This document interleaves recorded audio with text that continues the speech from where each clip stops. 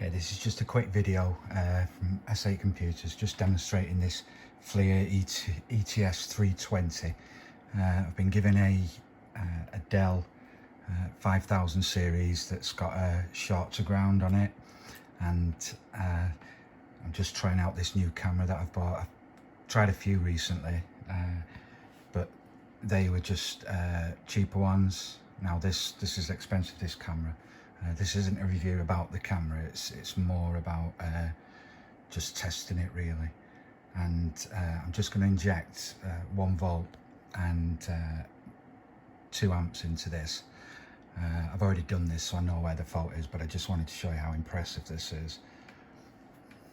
So in fact, I'm going to go into grey mode, and I'm going to inject the voltage in now and just watch how this lights up. It's amazing. It's like a candle. So straight away you can see there, just on the camera, it's one of these capacitors here. So I'm now going to remove that and see if that helps the problem. Okay.